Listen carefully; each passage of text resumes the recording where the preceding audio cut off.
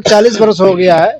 हम लोग हाईवे नहीं देखे थे, रसड़ा में हाईवे नहीं देखे थे। बिल्कुल। इतना मैं तो कह रहा हूँ ना कि जो लोग कमेंट कर रहे हैं इस बार ये हो जाएंगे, इस बार हार जाएंगे, जिसको ज्यादा उपेक्षित महसूस हो रहा है के फील्ड में आजमा ले, उनसे क्या दिक्कत है। एक 60 वर्ष की बुढ़िया जानकी राजभर जो 20 वर्षों से अपना वहाँ निवास कर रही थी, अपना जीवन व्यतीत कर रही थी, जबकि बच्चे उनके अलग हैं और वो अलग रह के दोनों पति पत्नी, एक 70 और एक 60 वर्ष की उम्र में छप्पर डाल के किस तरह जीवन व्यतीत करते थे और मनमाने तरीके से बिना किसी नोटिस का बुलडोजर ले जाकर गिरा दिया गया है, जबकि उसको कोई शरण नहीं दिया गया। जबकि कोर्ट भी आदेश दिया है कि नहीं, किसी को शरण हटाने से पहले उसको शरण देना जरूरी है।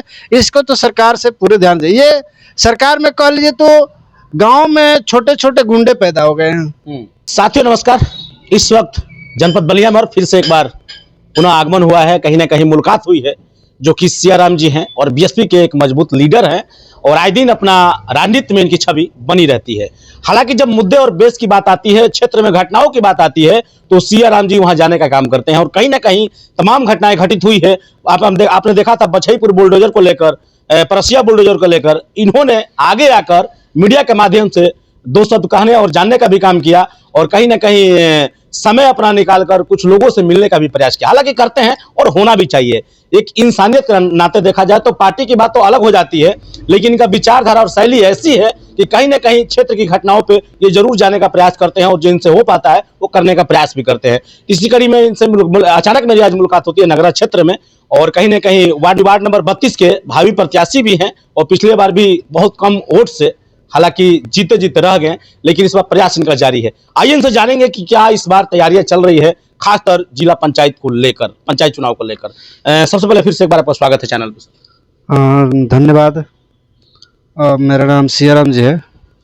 मैं पूर्व जिला कार्यकारिणी सदस्य बसपा और पूर्व प्रत्याशी जिला पंचायत सदस्य वार्ड नंबर 32 है और मैं एक बहुजन समाज पार्टी का सच्चा सिपाही हूँ।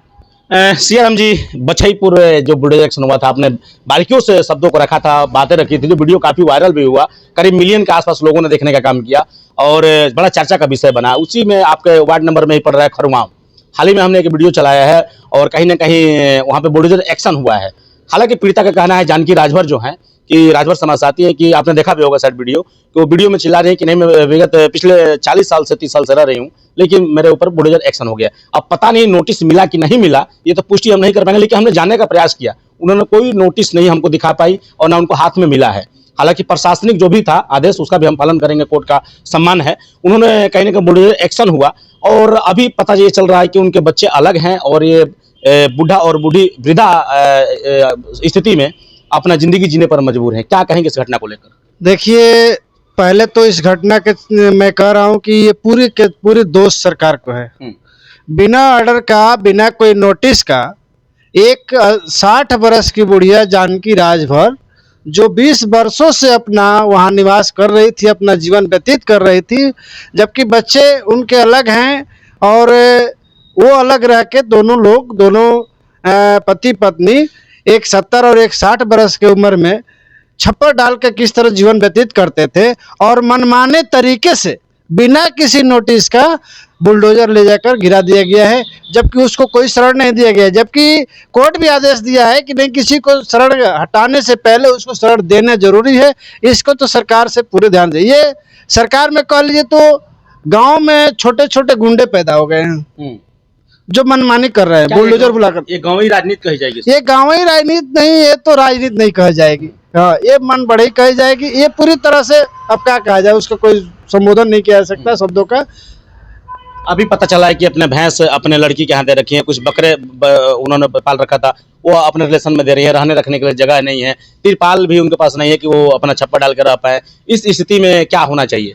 इस स्थिति में उनको सरकार द्वारा उनका रहने का, छप्पर के नीचे रहने का मुहैया कराना चाहिए, ताकि वो 60 वर्ष के उम्र में कुछ अपना जीवन तो जी लिए हैं, लेकिन कुछ अपना जीवन जिए, ताकि उनको ये फील ना हो कि मैं एक आसमान के नीचे खाना पीना खा रहा हूँ।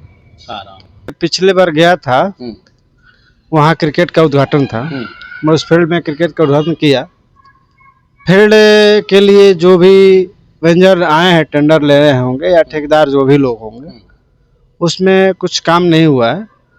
जो भी हुआ होगा लेकिन गलत तरीके से। ये अगर इनको उस फिर मान रहे हैं कि कह रहे हैं कि नहीं ये फील्ड की जमीन में बुढ़िया बसी हुई है, तो ये कौन से हैं साबित करने वाले? ये तो राजस्व टीम साबित करती है। राजस्व टीम थी कहाँ? अगर मैं देख रहा हूँ कि हाँ राजस्व टीम नहीं है और बुलडोजर अमानवीय तरीके से बुलडोजर बुला कर जो है गिराया जा रहा है। अभी भी जो बूढ़ी औरत है, वृद्धा औरत है, उनका कहना है कि जमीन को हमको संतुष्ट करा दिया जाए, नापी करा दिया जाए। अगर कीड़ा क्षेत्र की जमीन होगी तो मैं एक बार भी ऊफ नहीं करूंगी और मैं यहाँ से हटा लूंगी। वैसे तो बुलडोजर चली गया है, लेकिन वहाँ पे मैं एक बार भी आवाज नहीं उठाऊंगी। लेकिन उनका कहना है कि मैं आबादी में बैठी हूँ और इसके बाद कहीं साइड से खेल ग्राउंड की जमीन है। नहीं, अगर बुढ़ी सरकारी जमीन में है तो अमानवीय तरीके से हटाना अशोभनीय है। ये प्रशासन नहीं, ये गुंडई कही जाएगी। अगर जो प्रशासन वहाँ होना चाहिए, वहाँ राजस्व टीम आनी चाहिए, राजस्व को नोटिस देनी चाहिए, उनकी 3 महीने पहले से नोटिस देकर उनकी व्यवस्था बनानी चाहिए। सरकार को उनका जो है छप्पर ही देकर उसको व्यवस्था बनाकर उसको हटाना चाहिए। सर, एक बड़ा सवाल है, ठीक है उनके गांव का ये मामला है, जैसे भी है गांव के लोग भी आ रहे हैं निकल के कि उनके द्वारा ये गिराया जा रहा है, एप्लीकेशन दिए जा रहे हैं, लेकिन वो गांव के लोग कहाँ थे जब 70 लाख का अमाउंट आया? 70 लाख का काम हुआ, 7 लाख 5 लाख का काम नहीं हुआ है। 70 लाख रुपए कहाँ गया? आखिर वो ग्राउंड तो उन्हीं लोग के काम आएगा खेलने के लिए। देखिए, यह हमारा भारत पहले से आज़ादी के आज तक गरीबों पर ही उत्पीड़न हुआ है। कोई भी धनी आदमी को उत्पीड़न करने नहीं जाता है। अगर इनको इन गांव के लोगों को पता था कि नहीं ये सरकारी जमीन है, खेल का मैदान है, तो उसमें जो खेल का मैदान है उसके कार्य हुआ तो ये लोग कहाँ थे? बिल्कुल, इन लोग को उसको भी तो जांच कराना चाहिए। एक बूढ़ी मिली है जिसका कोई नहीं है, कोई आसार नहीं है, कोई धारा नहीं है, उसको जो है प्रताड़ित किए जा रहे हैं। चलिए, तो आपके क्षेत्र की खबर रही है। और दूसरी बात की बहन जी का जन्मदिन भी कहीं ना कहीं नजदीक आ गया है। आप लोग बीएसपी के एक मजबूत लीडर हैं, क्या क्षेत्र से तैयारी चल रही है और बहन जी को जन्मदिन को लेकर क्या स्पेशल देखा जा रहा है? सबसे पहले बहन जी के इस पूर्व मुख्यमंत्री बहन जी के 70वें जन्मदिन पर जन कल्याण दिवस के रूप में मैं उनको जीने की कई हजार वर्ष दुआ का कामना करता हूँ कि हम दलित का सेवक, हम दलितों की रहनुमा, हम दलितों की जान बान शान की उम्र बढ़े ताकि हम स्वच्छ जिंदगी जी सके, सुरक्षित जिंदगी जी सके। क्या लग रहा है कि बहन जी इस बार तीसरा मोर्चा की घोषणा करेंगे, क्योंकि 27 में चुनाव बहुत बड़ा करीब है, अभी तो पंचायत चुनाव की तैयारियां देखा जा रहा है। घोषणा ना हो घोषणा, लेकिन 2027 में हम लोग बहन जी को मुख्यमंत्री बनाएंगे और हमारी सरकार पावर में रहेगी। कैसे सर, कैसे मुमकिन दिखाई दे रहा है बहन जी की सरकार अकेले? क्या ये मुमकिन दिखाई दे रहा है? अब जिस तरह से भी हो, बहन जी का आदेश है कि हम 2027 में सरकार बनाएंगे। तीसरा मोर्चा बनाना हो तब, या किसी पार्टी से गठबंधन हो तब, ये बहन जी का निर्णय है, वो क्या करेंगे। एक आपके एकलौते विधायक पे बड़ा एक सुर्खियां बनी हुई है, कहीं ना कहीं रसड़ा के महंत जी हैं और आपके जिला के मंत्री जी हैं। कहीं ना कहीं कुछ लोगों द्वारा कमेंट आ रहा है हॉस्पिटल को लेकर। रसड़ा जो कि कहीं ना कहीं सरकारी हॉस्पिटल का रूपरेखा ये चेंज करने वाले थे, सारा कुछ पहलू पर इनका वर्क चल रहा था, लेकिन कहीं ना कहीं बड़ा अजीबोगरीब टिप्पा टिप्पणियां हो रही है, राजनीतिक से हट के भी राजनीतिक में भी मिलाया जा रहा है, क्या कहेंगे? देखिए, मैं सबसे पहले तो विधायक जी की दुआ करता हूँ कि स्वस्थ रहें। और ये जो कमेंट कर रहे हैं लोग, एक समझिए कि सूर्य को दीपक दिखाने के काम कर रहे हैं। हम लोग की भी उम्र लगभग 40 वर्ष हो गया है। हम लोग हाईवे नहीं देखे थे, रसड़ा में हाईवे नहीं देखे थे। बिल्कुल। इतना मैं तो कह रहा हूँ ना कि जो लोग कमेंट कर रहे हैं इस बार ये हो जाएंगे, इस बार हार जाएंगे, जिसको ज्यादा उपेक्षित महसूस हो रहा है के फील्ड में आजमा ले, उनसे क्या दिक्कत है। एक पीडीए के नेता हैं मान सिंह सेंगर, नाम सुने होंगे सर, समाजवादी पार्टी के लीडर हैं और हो सकता है कि उनको पार्टी लड़ाना तो उनका विषय है, लेकिन उनका कहना है कि इस बार दूर दूर तक नजर नहीं आएंगे, आउट ऑफ रसड़ा हो जाएंगे विधायक उमाशंकर से। देखिए, क्या बताऊं, 2011 से और 2025 हो गया। अब इससे आगे मैं बहुत कुछ नहीं कहूंगा, समझिए।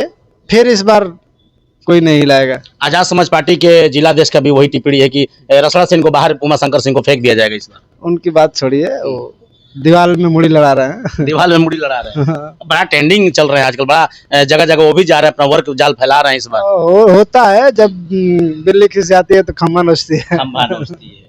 देखिए राजनीतिक है, राजनीति में तमाम पार्टियां देखा जाए तो अपना दमखम लगा रही है। हालांकि अभी देखा जा रहा है कि उत्तर प्रदेश में पंचायत चुनाव का जलवा अभी कायम दिखाई दे रहा है। हालांकि अभी जनवरी चल रहा है, जैसे फरवरी का महीना चालू हो जाएगा, देखा जाए कि बड़ा ही पैमाने पे पंचायत चुनाव नजर आएगा। अपने अपने बैनर तले, अपने अपने कहीं ना कहीं कार्यों को लेकर हर पार्टी दल के नेता नजर आएंगे फील्ड में। सर, आपका क्या तैयारी चल रही है जिला पंचायत का? इस बार क्या तैयारी और रूपरेखा आपने दिया है? देखिए, इस बार तो हमको अगर ये पंचायत निर्वाचन द्वारा अगर सीट मेरा सही बच गया तो जनता का आशीर्वाद मिलेगा।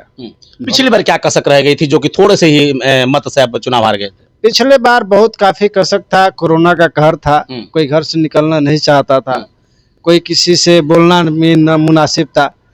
बोलना तो बोलना, नाक भी बंद कर दिया गया था। इस वजह से कुछ हमको चुनाव प्रभावित हो गया। इस बार आपके रसड़ा के जिसमें मेरे परिवार की क्षति हुई थी। अच्छा। और मैं कहिए तो मेरा ये कर लीजिए कि मेरा चुनाव चिन्ह लोग नहीं जान पाए और मेरे भाई साहब का उस समय डेथ हो गया। उसमें हम लोग काफ़ी आर्थिक स्थिति और सामाजिक स्थिति और जो है पारिवारिक स्थिति ज़्यादा डैमेज हो गया था, इसलिए कुछ हम लोग की कमी थी जो जनता नहीं। क्या लग रहा है कि इस बार जो कमियां रह गई थी इस बार चुनाव में पूरा? इस बार मैं बताया हूँ कि आपको कि अगर पंचायत चुनाव अगर सही वो आयोग ने, अगर निर्वाचन आयोग ने सही सीट दे दिया तो जनता का आशीर्वाद मेरे साथ रहेगा, मेरा पूरा भरोसा है। पूरा भरोसा है जी। देखिए, पिछली बार कुछ कसक रह गया था जो कि चुनाव जीते जीते हार गए थे, लेकिन इस बार कहीं ना कहीं जनता का पुनः प्यार इनको मिलेगा और हो ना हो इस बार आपके क्षेत्र के जीते हुए जिला पंचायत नजर आएंगे। कहीं ना कहीं जिस तरह घटनाओं पे इनका बयान हो या फिर जाना हो या फिर दुख सुख में पहुंचना हो, सारों पहलुओं पर नजर आएंगे सियाराम जी। जिस तरह घटनाएं घटित हो रही है, राजनीति को हटा दिया जाए, जातिवाद को हटा दिया जाए, जो समाज सेवी हैं, जो आप जैसे नेता है, हर पार्टी दल में है, क्या लग रहा है कि कहीं ना कहीं एक साथ खड़ा होकर पीड़ित परिवार को न्याय दिलाना चाहिए कि नहीं? एकदम 100%। मैं आज ये गुजारिश कर रहा हूँ, किसी भी पार्टी दल का हो, नेता हो, कोई भी पार्टी हो, कोई भी नेता हो, उसको गरीब को, अगर गरीब का कोई जात नहीं होती है, गरीब की कोई पार्टी नहीं होती है। और मैं सभी लोगों से निवेदन करता हूं कि जैसे अगर उसके ऊपर कोई क्षति होती है तो सभी लोग मिलकर उसको सहयोग देने का काम करें। मैं ये निवेदन के साथ प्रार्थना भी कर रहा हूं कि भाई, गरीब का कोई सुनता नहीं है, गरीब का प्रार्थना कोई स्वीकार नहीं करता है और सभी लोग गरीब का नेता बनना चाहते हैं। तो इसलिए मैं चाहता हूँ कि जितने दल भी हों, कोई भी हो, क्योंकि हर एक जाति में गरीब होते हैं, हर एक जो है जगह गरीब होते हैं। बहुत लोग तो कह रहे गरीबी नहीं है, लेकिन जो लोग गरीबी नहीं देखे हैं वो लोग कहते हैं गरीबी नहीं है। मैंने तो नज़दीकी से गरीबी देखा है। इसलिए मैं चाहता हूं कि भाई, जो लोग भी हों, जहां जैसे सहयोग करने की कृपा करें। मकर संक्रांति है, 26 जनवरी आ रही है, अपने वार्ड और देशवासियों को क्या संदेश देना चाहेंगे? मैं आज ये 26 जनवरी पर सबसे पहले तो मैं अपने देश के सैनिकों को जय हिंद करता हूं। हम पूरे देशवासियों को स्वतंत्र दिवस पे मैं फिर से बधाई देना चाहता हूं और उस सैनिकों के परिवार को भी खास तौर से।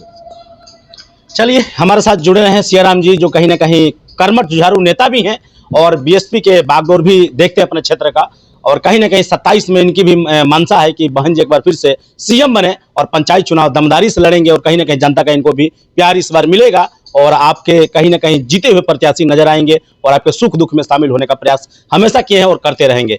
कैसा लगा वीडियो? कमेंट बॉक्स में प्रतिक्रिया जरूर जाहिर करें। मिलूंगा जल्द नेक्स्ट वीडियो में, जब तक के लिए बहुत बहुत धन्यवाद।